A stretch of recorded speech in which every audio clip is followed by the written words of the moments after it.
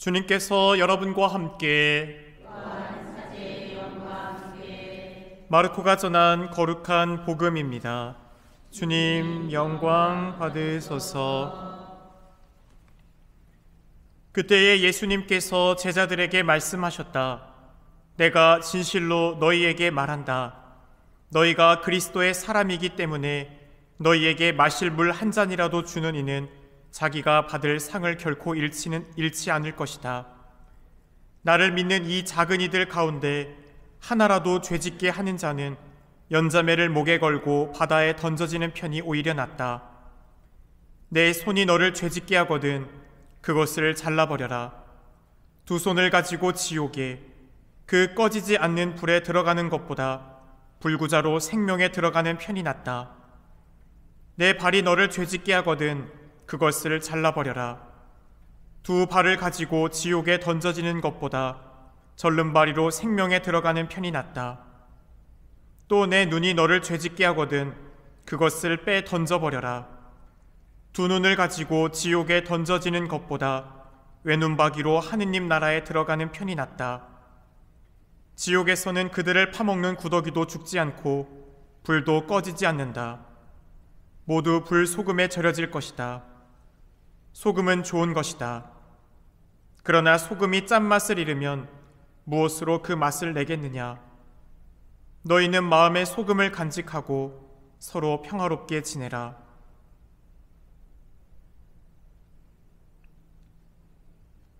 주님의 말씀입니다. 그리스도님 찬미합니다. 참 예수님, 오소서 성령님, 새로나게 하소서. 오늘 복음에서 예수님께서는 하느님께 나아가는데 방해가 되는 그 죄악의 뿌리를 단호히 끊어야 하는 것을 우리에게 말씀하십니다. 손, 발, 눈은 단순한 신체 기관이 아닙니다. 내 손이 너를 찢게 하거든 그것을 잘라버려라. 손은 우리가 하는 모든 행동을 뜻합니다. 하루 동안 우리가 손으로 한 일들을 한번 떠올려 보면 좋겠습니다. 우리는 손을 내밀어 누군가를 도와줄 수 있습니다. 힘들어하는 친구의 어깨를 다정하게 두드리거나 사랑하는 가족에게 따뜻한 손길을 건넬 때 우리의 손은 사랑과 위로의 도구가 됩니다. 하지만 반대로 나에게 도움을 요청하는 사람을 외면하거나 누군가에게 차갑게 손을 내젓는다면 우리의 손은 무관심한 냉담의 도구가 될 수 있습니다. 손은 사랑을 실천하는 중요한 도구입니다. 어려운 이웃에게 따뜻한 음식을 건넬 수도 있고 길을 묻는 사람에게 친절히 방향을 알려주는 행동도 우리의 손을 통해 이루어집니다. 하지만 이 손을 통해 우리는 또 비난의 메시지를 남기거나 험담을 담은 문자를 보내는 행동도 할 수 있습니다. 때로는 익명성 가운데 인터넷에 악성 댓글을 통해 다른 누군가를 조롱하거나 비방할 수 있습니다. 결국 우리의 손을 통해 우리는 하느님께 나아가는 사랑의 도구도 될 수 있는 반면 다른 형제들을 사랑이 아닌 반대의 길로 나아가는 도구가 될 수도 있다는 것을 보게 됩니다. 예수님께서는 우리가 하느님 나라에 들어가기 위해 죄짓게 하는 그 손을 잘라버리라고 하셨습니다. 이는 우리에게 해로운 습관 또 그런 행동을 과감히 끊어내라는 의미입니다. 만약에 우리가 죄를 짓 때마다 손을 잘라버린다면 여기에 손이 있는 사람은 아무도 없을 겁니다. 그만큼 예수님께서는 외적인 신체 기관을 다 포기하라는 것이 아니라 내면의 단호함이 그만큼 우리에게 고통스럽겠지만 끊어내는 것이 쉽지 않겠지만 단호한 의지를 잃지 않아야 한다는 것을 얘기해주고 있습니다. 우리가 손을 사용하여 남을 돕고 사랑을 실천하며 선한 일을 행하는 사람이 되어야 합니다. 오늘 하루를 돌이켜보신다면 손을 통해 어떤 일들을 하셨습니까? 혹 나의 손이 누군가를 아프게 하진 않았습니까? 우리의 손이 하느님의 사랑을 전하는 도구가 되도록 우리는 노력해야 합니다. 내 발이 너를 죄짓게 하거든 그것을 잘라버려라. 발은 우리가 걷는 길, 즉 우리의 선택과 방향성을 의미합니다. 우리는 날마다 여러 가지 선택을 하며 매 순간순간에도 중요한 선택의 기로에 서게 됩니다. 직장과 가정, 친구들 사이에서 어떤 길을 택할지를 결정해야 하는 순간들이 하루에도 몇 번씩 우리에게 찾아옵니다. 바른 선한 길을 향해 걸을 수도 있습니다. 몸이 불편한 어르신이 무거운 짐을 들고 계실 때 바로 그 어르신 옆으로 내가 한 걸음 걸어 나가는 그 순간, 도와드리기 위한 우리의 마음의 발걸음이 떨어지는 그 순간, 바로 우리는 선을 향해 추구하고 나아가는 겁니다. 주일 미사에 참여하기 위해 서두르는 발걸음, 또 어떤 레지오나 기도 모임을 향해 나아가는 발걸음들은 우리 영혼을 위한 좋은 선택의 시간입니다. 누군가 화해하기 위해 내가 먼저 찾아가는 발걸음도 하느님의 뜻을 따르는 좋은 길이 됩니다. 하지만 때로는 하느님께서 원하시는 길이 아니라 내 욕심과 편안함을 따라가는 발걸음이 되기도 합니다. 예를 들어 신앙생활보다 나의 즐거움, 내가 당장 추구하고 싶은 것들 안에서 그것을 쫓을 때도 있습니다. 정직하지 못한 이익을 위해 가지 말아야 할 곳, 도박장이나 불법적인 우리가 장소를 발걸음을 옮기는 것은 또 우리가 죄의 길로 걸어가는 순간이 됩니다. 남을 비난하고 험담하는 사람들 속으로 기꺼이 걸어가는 것도 경계할 길입니다. 불편한 대화나 관계를 피하기 위해 내가 조금 인내하고 함께 어울리려고 하기보다 도망치듯 피해가는 우리들의 모습 역시도 멀어지는 발걸음 역시 성찰해봐야 할 자세입니다. 내 눈이 너를 죄짓게 하거든 그것을 빼 던져버려라. 눈은 우리가 보는 것, 즉 우리네 마음, 관심과 욕망을 의미합니다. 우리는 눈으로 자연 속에서 하느님의 창조의 아름다움을 바라보기도 합니다. 작은 들꽃 하나, 석양의 아름다움, 또 생명력 있는 푸르름 속에서도 이 대자연을 창조하신 하느님의 놀라운 손길을 바라볼 수 있습니다. 성경 말씀을 한 구절 읽고 하느님의 사랑과 지혜를 깊이 바라볼 수 있는 것도 우리의 눈을 통해서입니다. 우리가 말씀을 바라보는 순간 그 눈길을 가질 때 우리의 내면은 빛으로 가득 차고 밝아질 수 있습니다. 또 주변 사람들의 선한 행동과 사랑을 바라보며 하느님의 현존을 깨닫고 나도 저러한 삶을 살아가겠다라는 좋은 마음의 지향성으로 연결될 수도 있겠죠. 하지만 반대로 지나친 욕망과 비교의 눈길을 가질 때도 있습니다. 남을 끊임없이 부러워하고 자신의 부족함만을 바라보며 불만을 키우는 시선은 우리를 하느님과 관계에서 멀어지게 합니다. 오늘날 우리가 살아가는 이 세상은 끊임없는 소비주의를 우리에게 부추깁니다. 이 옷을 사서 입어라, 이것을 소비해라, 이 아파트 브랜드에 들어가라, 이 자동차를 타라.